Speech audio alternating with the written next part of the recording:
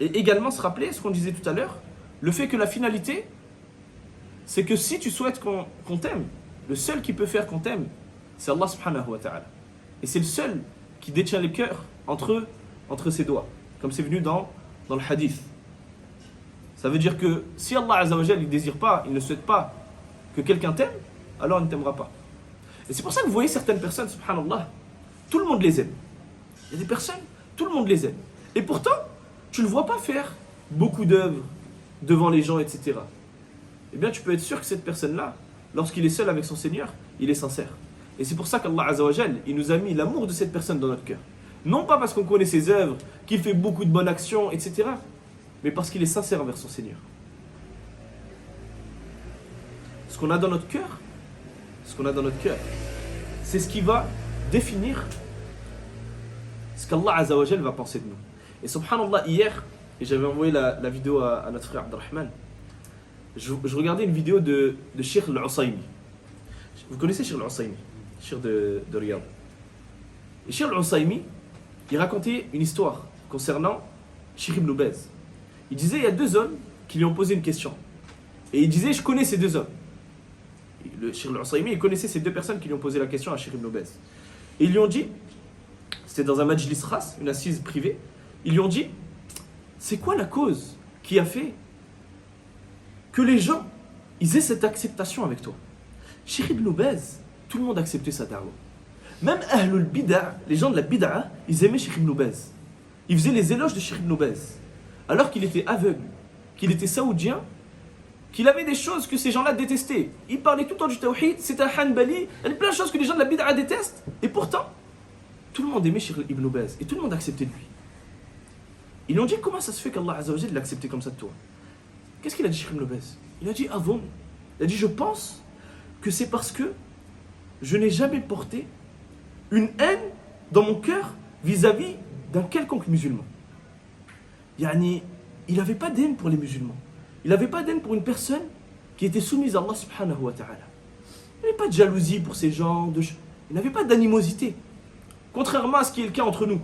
On voit un étudiant qui fait la da'wah, on fait tout pour le faire tomber. Comme si c'était un ennemi de l'islam.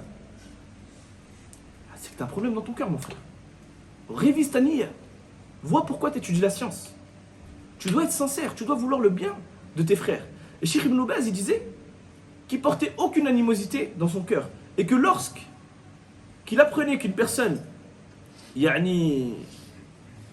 avait fait un mal ou quelque chose, il s'empressait d'aller le conseiller. Il ne le laissait pas dans l'erreur. Ou bien il allait le critiquer. Non, il s'empressait d'aller le voir et de le conseiller.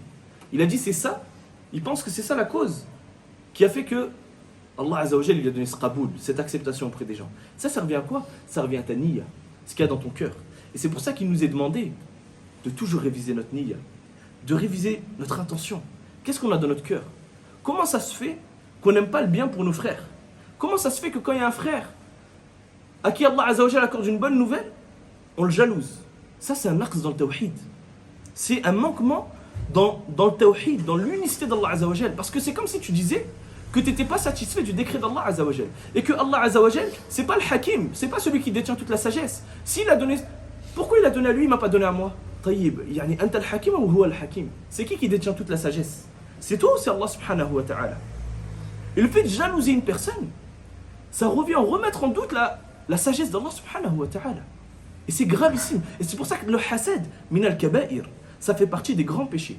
Et c'est pour ça que le musulman, tout musulman, que ce soit un ami, une personne de la masse, ou un étudiant en sciences, ou un savant, tout musulman, il lui est demandé de réviser constamment son cœur et l'intention qu'il a dans son cœur. Tu dois aimer le bien pour tes frères. La yu'minu ahadukum hatta yuhibba li akhihi ma yuhibbu li nafsi.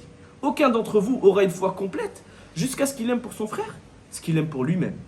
Si tu n'aimes pas pour ton frère ce que tu aimes pour toi-même, alors sache que tu as un manquement dans ta foi. Et que tu dois faire un travail sur toi-même. Que tu dois dire A'udhu billahi minash shaitanir rajim. Que tu dois éloigner ces mauvaises pensées qui touchent ton cœur.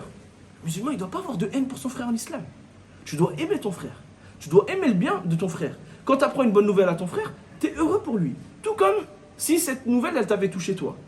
Et c'est là que tu vas voir que ces personnes-là, qui ont un cœur pur, Allah Azza wa Jalla, il leur accorde le tawfiq dans la vie d'ici-bas et dans l'au-delà. Il leur accorde la réussite.